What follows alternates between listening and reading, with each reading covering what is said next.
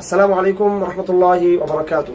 الحمد لله وسلام على عباده الذين اصطفى. أما بعد، أعوذ بالله من الشيطان الرجيم. بسم الله الرحمن الرحيم.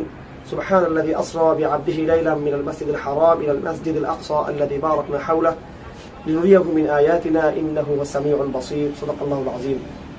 وقال تعالى: والنجم إذا هوى ما ضل صاحبكم وما غوى وما ينطق عن الهوى إن هو إلا وحي يوحى علمه شديد القوى ذو مرة فاستوى وهو بالأفق الأعلى ثم دنا فتدلى فكان قاب قوسين أو أدنى وأوحى إلى عبده ما أوحى ما كذب الفؤاد ما رأى أفتمارونه على ما يرى ولقد رآه نزلة أخرى عند سدرة المنتهى عندها جنة المأوى إذ يغشى السدرة ما يغشى ما زاغ البصر وما طغى. প্রিয় দর্শক শ্রোতা, রজব মাসের শেষ প্রান্তে মুসলিম বিশ্বে মেরাজের স্মৃতিচারণ করা হয়। যদিও ঐতিহাসিকভাবে একথা প্রমাণিত নয় অকাট্যভাবে যে মেরাজ এবং ইসরা রজব মাসের শেষ প্রান্তে হয়েছিল কিংবা রজব মাসে হয়েছিল। বিভিন্ন বর্ণনা রয়েছে। কোনো বর্ণনা মতে রজব মাসে হয়েছে, কোনো বর্ণনা মতে মুহররমে হয়েছে, কোনো বর্ণনা মতে রমাদানে হয়েছে। আবার তার সন তারিখ নিয়েও ইখতিলাফ রয়েছে। যাই হোক, ইসরা মেরাজ আল্লাহ পাক সুবহানাহু ওয়া তাআলার পক্ষ থেকে মহানবীর জন্য বিশাল একটি সারপ্রাইজ ছিল। তার জন্য মহানবী সাল্লাল্লাহু আলাইহি ওয়াসাল্লামের দাওয়াতের ধারাবাহিকতায়, তার অক্লান্ত পরিশ্রমের বিভিন্ন রূপ রূপান্তরে আল্লাহ পাক সুবহানাহু ওয়া তাআলা তাকে গায়বী সান্নিধ্যে নিয়ে আয়াত এবং গায়বী নিদর্শনগুলোকে সরাসরি তিনি রসুলকে দেখিয়েছেন। মেরাজ এমন এক প্রেক্ষাপট হয়েছে যখন রাসূলুল্লাহ সাল্লাল্লাহু আলাইহি ওয়াসাল্লামের দাওয়াত বিভিন্ন সাফল্য এবং ব্যর্থতার মাঝে দুই দোলাচলে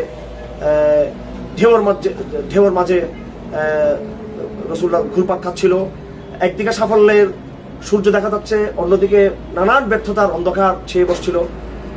দুই অবস্থার মাঝে রাসূলুল্লাহ সাল্লাল্লাহু আলাইহি ওয়াসাল্লামকে আল্লাহ পাক মেরাজ এবং ইসরার মাধ্যমে আল্লাহ পাক সুবহানাহু ওয়া তাআলা তার নবীজির অন্তরে গায়বের মহা উপলব্ধি আল্লাহ পাক তাকে দিয়েছেন। সময়টি ছিল রাসূলুল্লাহর জন্য অনেকটা আবার অস্বস্তিকর। তায়েফের মিশনের ব্যর্থতা এবং তার অন্যতম সহায়ক আবু তালেবের বিদায়, মা খাদিজা রাদিয়াল্লাহু তাআলা আনহার দুনিয়া থেকে বিদায়, এবং অন্যদিকে আবার দাওয়াতের নতুন নতুন প্রান্তে দাওয়াতের ভিন্ন সাফল্য। সেসব প্রেক্ষাপটে আল্লাহ পাক মেরাজের ঘটনা রাসূলকে দিয়েছেন। মেরাজের সারপ্রাইজ রাসূল সাল্লাল্লাহু আলাইহি ওয়াসাল্লামকে আল্লাহ পাক দিয়েছেন। মেরাজের আলোচনাকে কয়েক ভাগে বিভক্ত করতে হবে। প্রথমত, মেরাজ আমাদেরকে আধ্যাত্মিক একটা মেসেজ আমাদেরকে দেয়। আমাদের নবীজির যে সমস্ত বৈশিষ্ট্য ছিল তার কিছু আংশিক বৈশিষ্ট্য এই উম্মতেরও রয়েছে।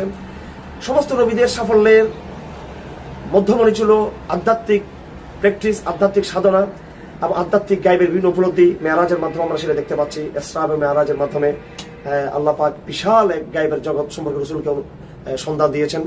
সেই আধ্যাত্মিক শক্তি নিয়েও আজকে আমাদের দাওয়াতের লড়াই আমাদেরকে জিততে হবে। দুই নম্বর, আল্লাহ পাক নবী সাল্লাল্লাহু আলাইহি সাল্লামকে মসজিদুল হারাম থেকে মসজিদ আকসা নিয়ে গেছেন, যেটি স্পষ্টভাবে সূরা ইসরার আয়াত দ্বারা অকাট্যভাবে প্রমাণিত। সেই মসজিদ হারাম থেকে মসজিদ আকসার মধ্যে মহানবী সাল্লাল্লাহু আলাইহি সাল্লামের ভ্রমণ দ্বারা প্রমাণিত হয় যে আগেকার যে বিশাল দুটো সভ্যতা ছিল, ইহুদিবাদী সভ্যতা এবং খ্রিস্টান সভ্যতার নেতৃত্ব পরিপূর্ণ ধ্বংস হয়ে ইসলামের এবং তাওহীদের নতুন নেতৃত্ব মহানবীর মাধ্যমে রিপ্লেস হতে যাচ্ছে আল্লাহ পাক বাইতুল মুকদ্দাসের মাধ্যমে, সেটাও প্রমাণ করে দিয়েছেন। মেরাজের আরেকটি বার্তা রয়েছে, যেটা বৈজ্ঞানিক বার্তা। আল্লাহ পাক সুবহানাহু ওয়া তাআলা মহানবীকে অলৌকিকতার মাধ্যমে কিছু সত্যের মুখোমুখি করেছেন, এবং সেই অলৌকিকতা যদিও আমাদের সীমিত রেশন দিয়ে, সীমিত যুক্তি এবং বিজ্ঞান দিয়ে হয়তো আমরা বুঝতে পারছি না, কিন্তু সেই গায়বের মহাসত্যগুলো অবশ্যই এমন এক দিগন্ত রাসূলের কাছে উন্মোচিত করে দিয়েছেন যেগুলো সময়ে সময়ে বিজ্ঞান তার প্রমাণিকতা স্বীকার করতে বাধ্য হবে। মিস্টার আইনস্টাইনের বিভিন্ন থিওরি, যেখানে তিনি সময় এবং স্থান সম্পর্কে তিনি বিশ্লেষণ করেছেন, সেই বিশেষ করে সময়ে সম্পর্কে যে সূত্র দিয়েছেন তার দ্বারা কিন্তু মেরাজ সম্পর্কে যে কিছু বিতর্ক অনেকে সৃষ্টি করতে চায়, সেই বিতর্কের কিন্তু অবসান হয়, এবং সেই বৈজ্ঞানিক বাস্তবতা এবং তার বয়ানের মাধ্যমে মেরাজের সাথে তার যে সমন্বয়, মেরাজের যে প্রমাণিকতা হয় বিজ্ঞানের মাধ্যমে, সেখান থেকে আমরা বুঝতে পারি যে আল্লাহ পাক সুবহানাহু ওয়া তাআলা যে মহা গায়বের বাণী আমাদেরকে দিয়েছেন আল কোরআনের মাধ্যমে, সেটা অবশ্যই একটি বৈজ্ঞানিক বার্তা। আমাদের প্রিয় দর্শক শ্রোতা আমাদেরকে মেরাজের এই সংক্ষিপ্ত আলোচনায় আমাদেরকে মেরাজের তার ভাবগাম্ভীর্য, তার নানান বৈচিত্র্যময় বৈশিষ্ট্যগুলো আমাদের উপলব্ধি করতে হবে। আমি আজকে আপনাদেরকে এই সংক্ষিপ্ত আয়োজনে যেটা বলবো, আমার কয়েকটি আলোচনা আছে।